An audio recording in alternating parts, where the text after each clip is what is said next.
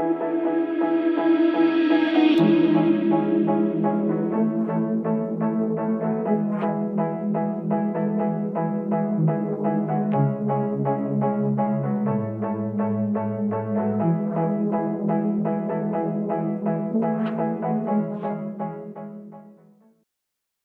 Yvonne.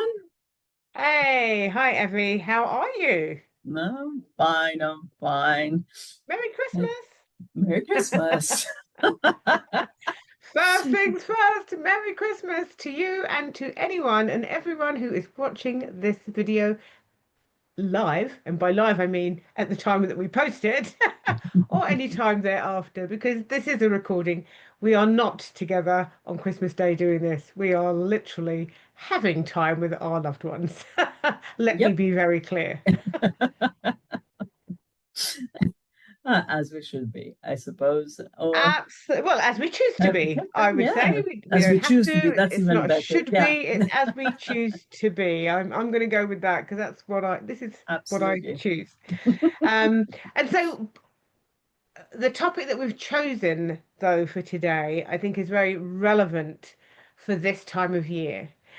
Certainly for our audience, midlife women who we serve, where you kind of get into that state of it's all on me. It's all on me. Everything that needs to happen. And actually, I heard this, I had a conversation with somebody a few days ago, and if these were not her exact words, they weren't far off. There's a million things that I need to do. It's all, it's literally all on me.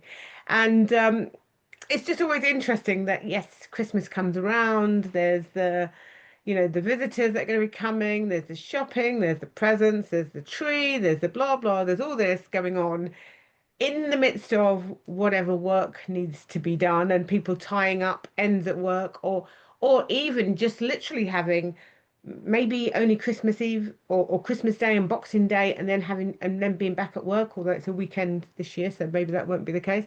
But just that time just seems to be swallowed up in the doing Oh, and yes. and leaves what feels like very little space for being, which is, being with your people, chilling, relaxing, laughing, and enjoying. Almost feels like it's going to go out the window in the midst of all the doing. So, um, I think it's a very appropriate one for us to look at. And the first phrase, if I don't do it, it won't get done properly. And that's interesting because it's not just it won't get done, it won't get done properly. Evie, tell me, what are the pressures Well, behind yeah, that? it is one of those things, isn't it? I mean, I don't know about you, but I have definitely felt the pressure of that year after year for many years, to the extent that I did not really look forward to, you know, coming to that day or spending that day. It was really nice for everyone to come around, enjoy, whatever, but I did not think, what about my joy? How do I enjoy the day? So yeah, I don't think that even crossed my mind during those moments. And looking back, I sort of see where it stems from, because like usually it was during those days that my extended family was coming together either in our home or at my grandmother's home, and we all go together. And I never thought in those days, how did everything come together? I was just there and having an absolute blast. But I didn't never I never actually looked up to see how my mom was dealing with this, how my grandma was dealing with this, how my aunties were dealing with this, because usually it falls on the shoulders of the women in the family to make things happen. Everybody else just shows up and Lit- leave. And it's the first part of the celebrations where everything is nicely set up and whatever, and then the second part of the celebrations where everything is like completely a mess and you have to sort it out as well, because Boxing Day is another day. So Yes, there you go. yes. Yeah, it's interesting, isn't it? So I mean, I've never really felt the pressure because I've never said, I'll do Christmas. No, that's not, they've not been words that have come out of my mouth, so I can't actually say that I have experienced it that way. At the same time, though, wherever it is, it's with family, always. And so it's always knowing that, well, we're all here, so we all have a role to play. Even if somebody is leading, that doesn't mean to say that everything is for the person who's leading to do. And I guess that's probably the difference between my experience and many others. And Yeah. certainly, I do have friends who are just like, I can't wait until it's finished because, from the day before, I'm on it and I'm doing everything and I'm sorting everything, and there is no pleasure and joy. And my point around that is, well, that's not the way it's meant to be.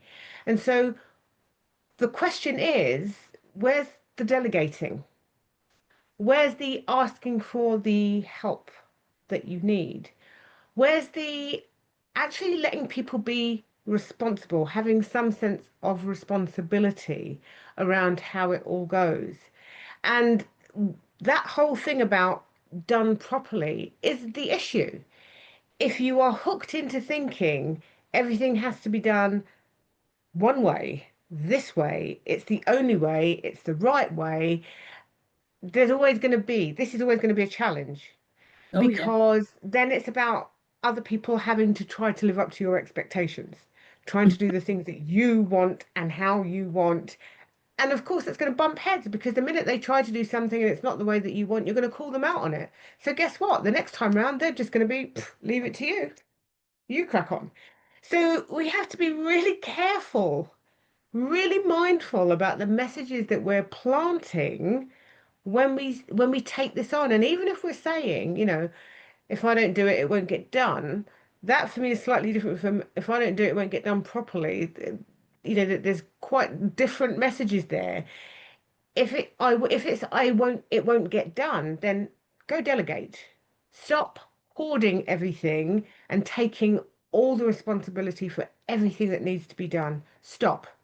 You know, if it's the done properly, then I suggest just taking a pause and just thinking, if I can let go of it having to have an absolute picture perfect outcome, my picture perfect outcome, it means that others can get involved. Then it can become more fun. Then it becomes more relaxing. Then everybody feels part of the whole thing. And that's a choice. That's the choice we have by the way that we approach it, right? That's exactly what has happened over the years, and mostly the years that we've been working with positive intelligence. How I found out that actually it can be fun, and it can be fun for all, and it doesn't have to be perfect. It's just, I mean, let's face it, the celebrations is about the family coming together or friends coming together. It's not about, oh, how, like, as you said, picture perfect is my home, the table, the decorations, and what have you. It's about people having the time to come together, to share, to laugh together, and to take part in something together. And I found, especially when you're, because I am very much of a controller, and when it came to the kitchen, I did not want anyone in the kitchen. Everything had to be the way I wanted, because yes, yes, yes, yes, they have to be done properly, or used to.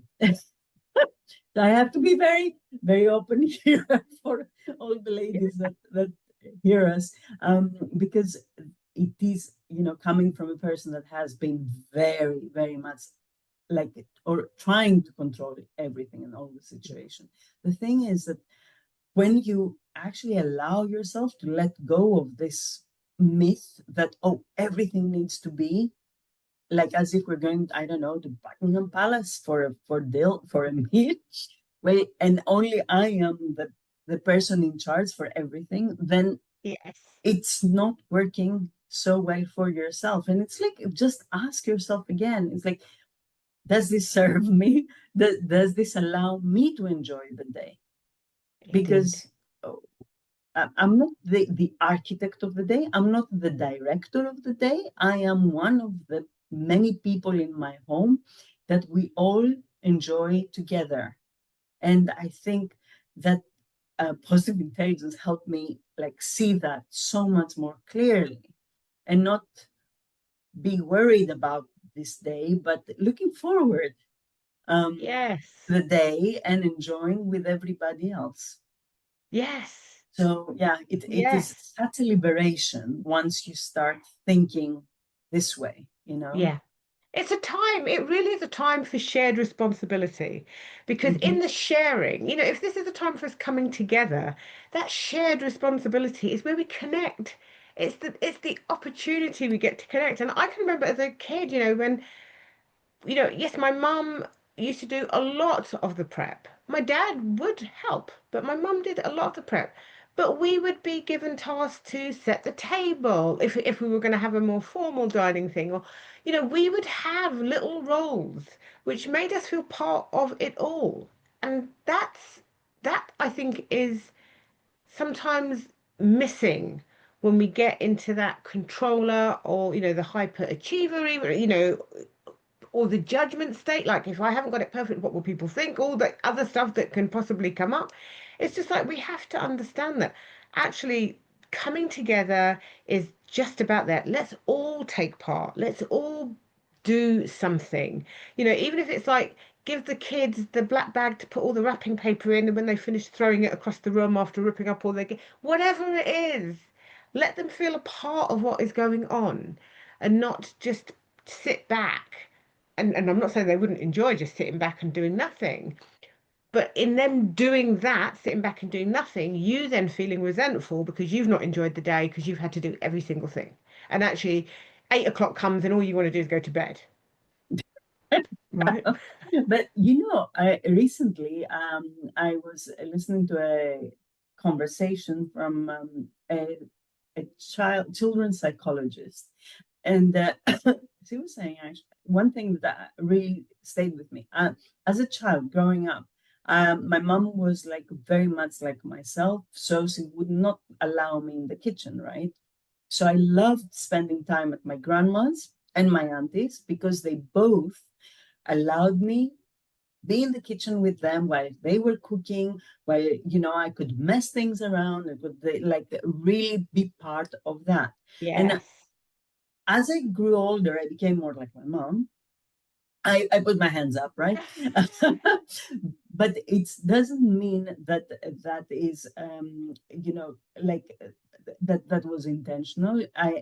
She said now, the psychologist, that the kitchen for the children is almost the first school with when it comes to chemistry, mathematics, Mm, science, also when it comes to connection, communication, and all these things that you do all yes. together. And I Yes. believe that this, even talking about it, it like makes me so passionate because it really makes everybody feel that belonging, that being part of something, that doing something together, having an outcome that you're proud of, all these Yes. wonderful things that we're talking about theoretically, but see how you can give those to your children through something so simple, something like from the everyday life. So I think that Yes. beats perfect every single time. Every time, just and knowing that if your kids are having fun, if they're enjoying those moments, that gives you a moment to be joyful too. And as opposed to stay out the kitchen, don't come in the kitchen, don't touch this and don't touch that and all of that. I mean, what in fact, even when you're sending those messages out, what are you teaching your kids in those messages when you say those things, as opposed to giving them a little corner where they can go mess up and do whatever, because then they're close to you, they're with you, they're near you, and all of that good stuff.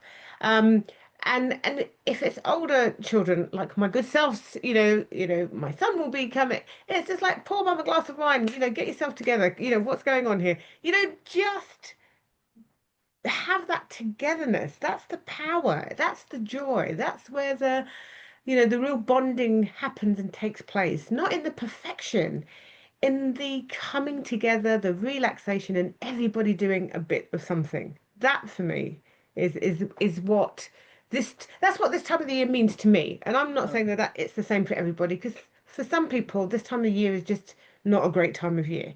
So, I want to actually just pay my dues and my respect to that. However, for those of us that are with our families, there is a way of being together that doesn't require all this precision work. It can be much more relaxed and enjoyable for all. Now, with that said, what's phrase two, Evie? Everyone else's happiness comes before mine. Oh my goodness.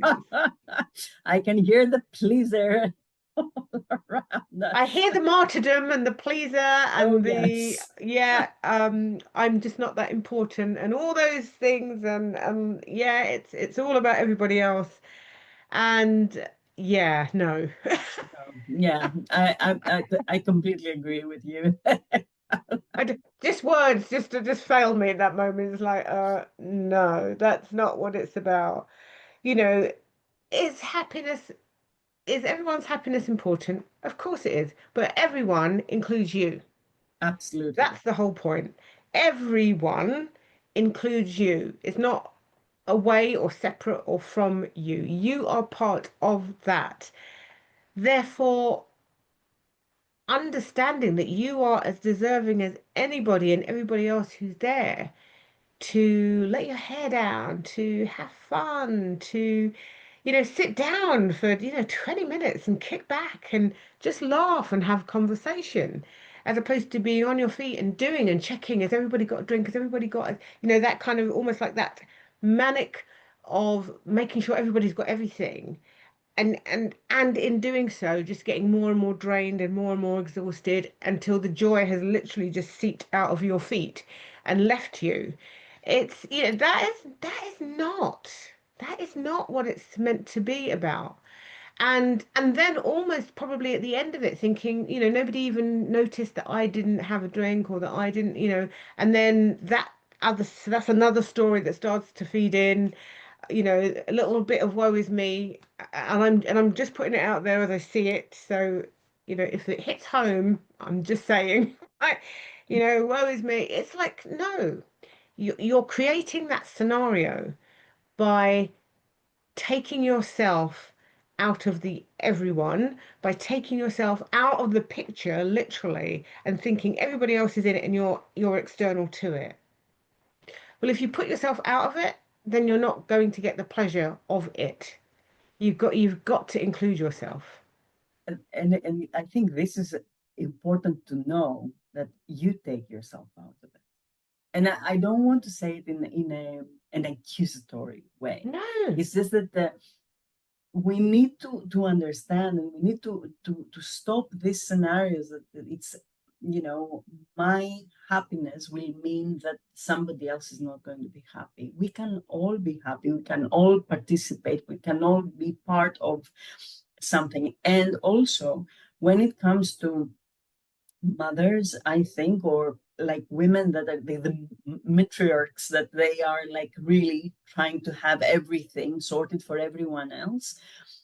If you're not happy, people can see it.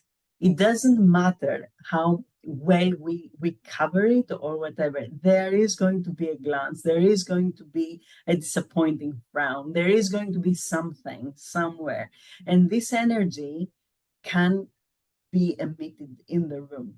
And Indeed. it's like, in a way, if you're not happy, the room is not as happy as it could be if everyone in the room is happy. And we Yes. need to really see that. Yeah. Absolutely. Oh, so spot on. That, we are constantly emitting energy.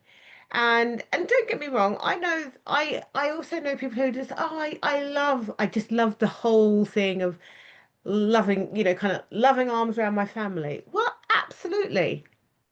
you are also part of your family. So it's just that that's not to the exclusion of you, it's to the inclusion of you. So ensuring that your well-being is part of that hug is the important bit. It's not saying don't do anything or everything for them. Just ensure that you are included in it. And so for you to be included in it means that you allow others to pour some love into you too. Yeah. Because then guess what? That keeps your energy nice and clean and full and flowing. And that's what you want. You want that flow through everybody.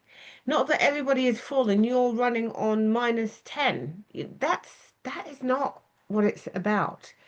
So yeah, your well-being helps to make Christmas meaningful because that energy that you are putting out is being felt, even if nobody knows how to put a name to it. But very much like you were saying, Evan, I love that. You know, that little frown that somebody else catches. You may not even know that you're doing it yourself. That little downturned lip or that frustrating clenching, somebody else will probably notice it and be thinking, oh my goodness, what's wrong? Or what's going to go wrong? Or, whatever. That actually all of that can be let go of and set aside if we allow this time to be for everyone and understanding that whatever part of it we are leading, we are part of the everyone. I just think that that's so important. I just feel that we lose sight of that in the midst of wanting to create this perfect setting, whatever that means, for everybody else to delight in. When actually, if we're not delighting in it too, then what is its real purpose? Yeah.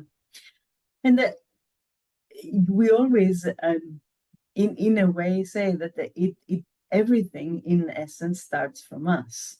And I think joy in a situation like this should also start from us, which means that we should be the joyful ones, the ones that are bringing the fun in the thing and letting people in. Yes.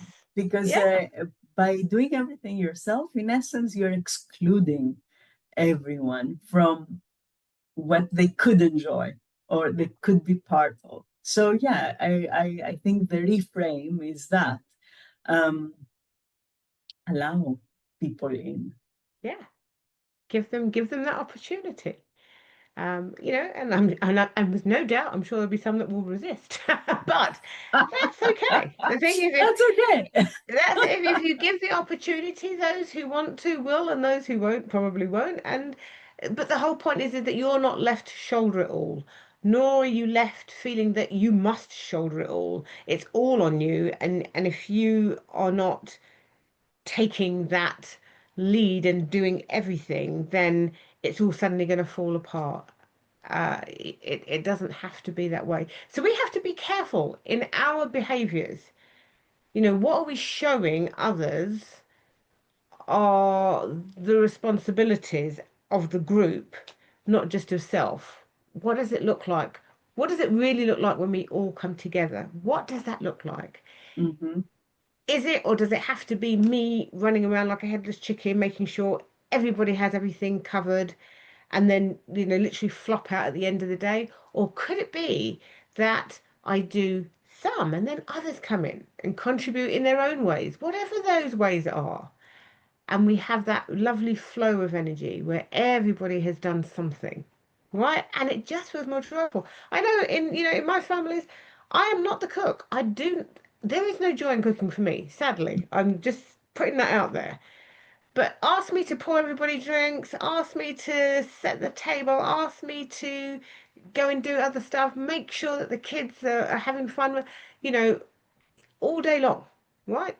So I know the things that I enjoy doing, and that is what I bring. My sister will know what she wants to bring. My brother would know. Everybody knows what they're bringing, and then we just have the best time. And then when we all flop out, we all flop out together because we're just all exhausted because we probably ate and drank too much. Not from doing too much, from eating and drinking too much. That's a very different thing. Absolutely.